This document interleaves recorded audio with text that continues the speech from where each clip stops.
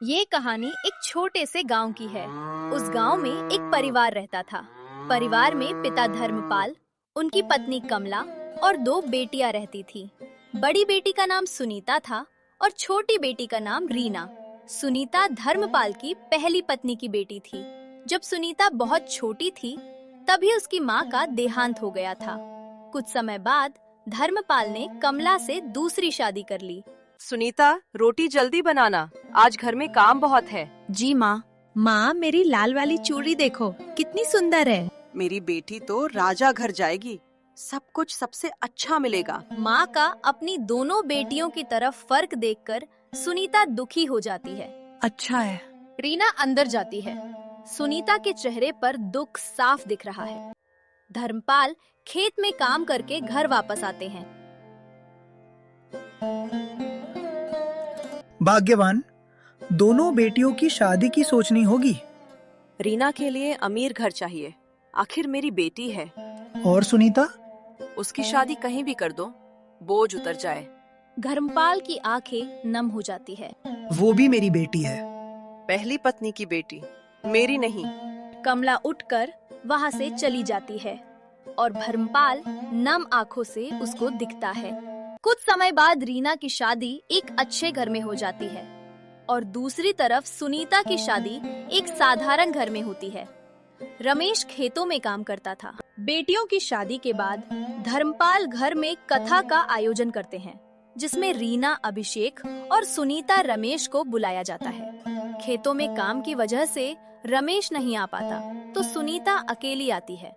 रीना सज धज कर आती है और सुनीता साधारण से कपड़ों में। रीना घर की सजावट देखकर कहती है, माँ, हमारा घर सबसे आगे दिख रहा है। हाँ मेरी बेटी, तेरे ससुराल वाले भी देखेंगे।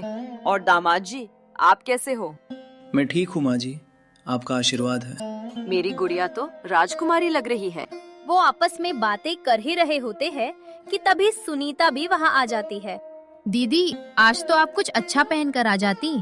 सुनीता को बहुत बुरा लगता है, लेकिन वो चुप रहती है। कथा शुरू हो जाती है और सभी लोग बैठ जाते हैं। पंडित जी मंत्र पढ़ते हैं। कृष्णाय वासुदेवाय हरये परमात्मने प्रणतः क्लेशनाशाय गोविंदाय नमो नमः। अहंकार मनुष्य को गिराता है और करुणा उसे उठाती है।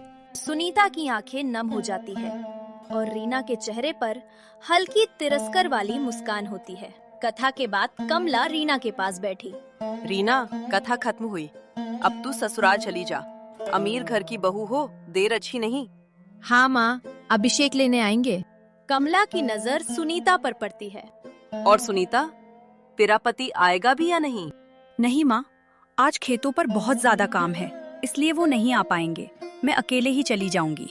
रीना बेटा, दामाद जी कब तक आने वाले हैं? सुबह भी उनकी ठीक से खातिरदारी नहीं हो पाई थी।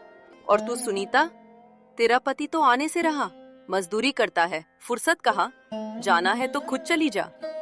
दीदी, आपके पति के पास तो साइकिल भी नहीं, लेने कैसे आएंगे? रीना, गरीबी से दिल छोटा नहीं होता, रमेश का दिल बड़ा है। सुनीता की बातों में आत्मविश्वास था, पर उसकी बात सुनकर कमला को गुस्सा आ गया।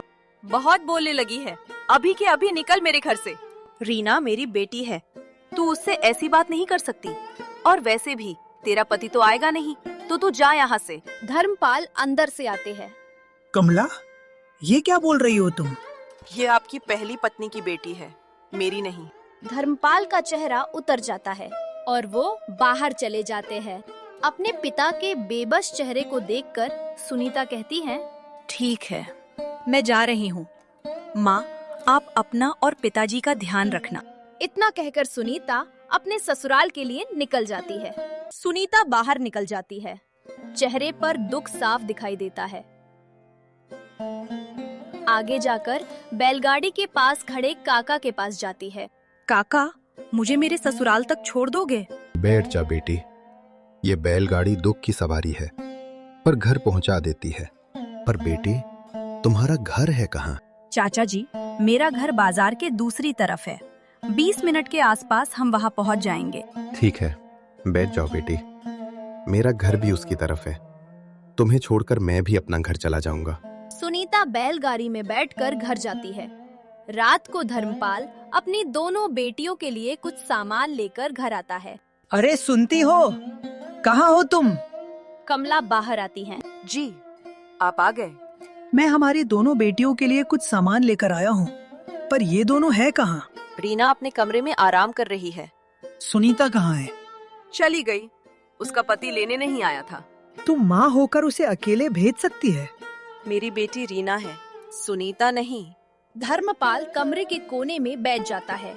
रात को अभिषेक रीना को लेने के लिए घर पहुंचता है। अरे रीना, तुम्हारी बहन सुनीता आई थी ना आज? रीना को अच्छा नहीं लगता कि अभिषेक सुनीता के बारे में पूछता है। हाँ, आई थी। तो कहाँ है वो और उसके पति रमेश? वो लोग तो अभी थोड़ी देर पहले ही चले गए। अच्छा, मैं सोच रहा था उनसे मिल भी लूं। कैसे है दोनों?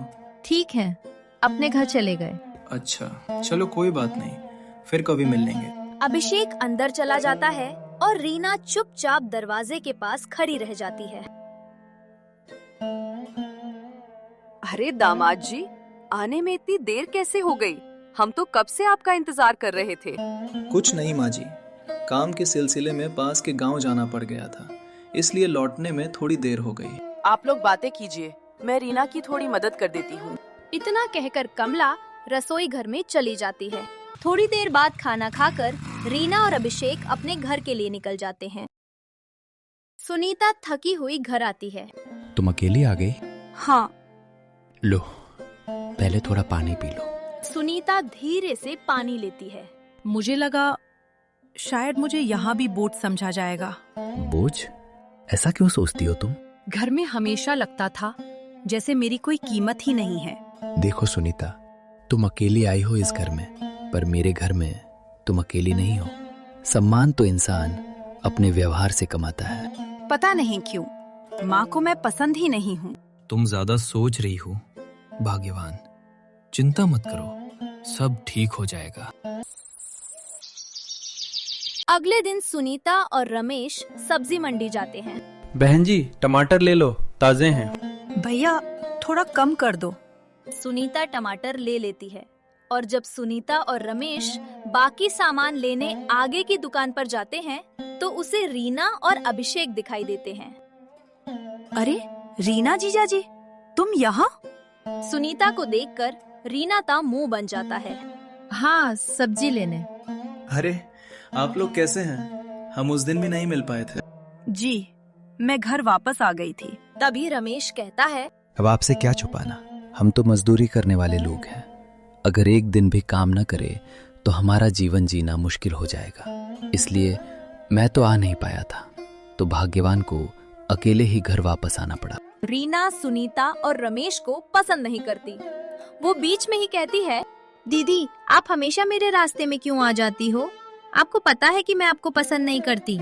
सुनीता का चेहरा उतर जाता है और रमेश अपना गुस्सा दबा लेता है।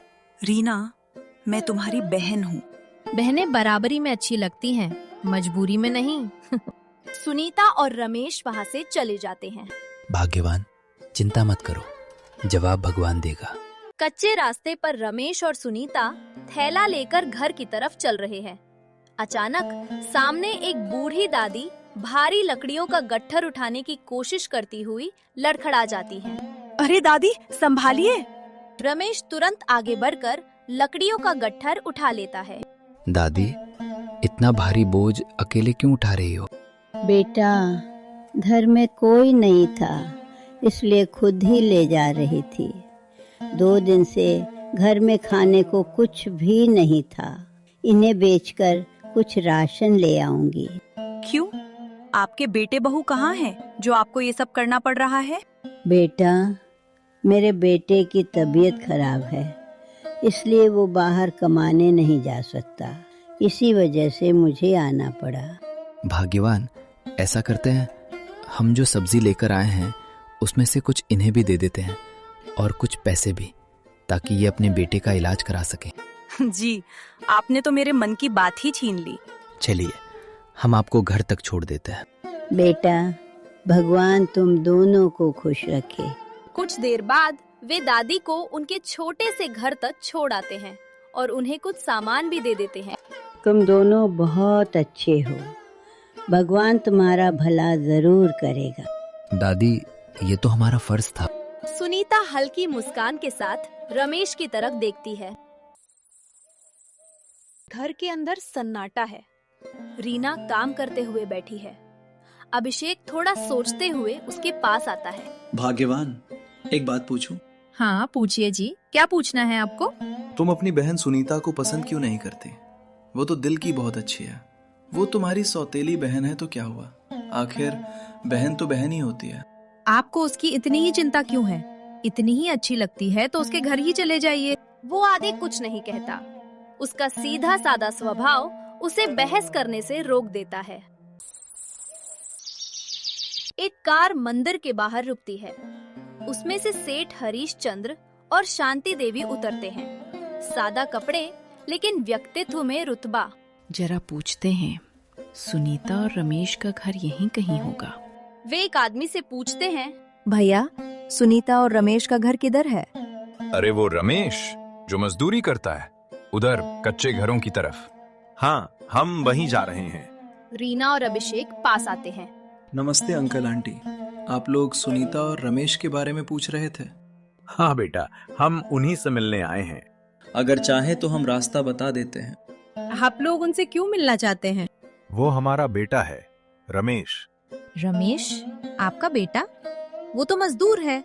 भाग्यवान, ऐसे मत बोलो। मैं सच्ची तो कह रही हूँ।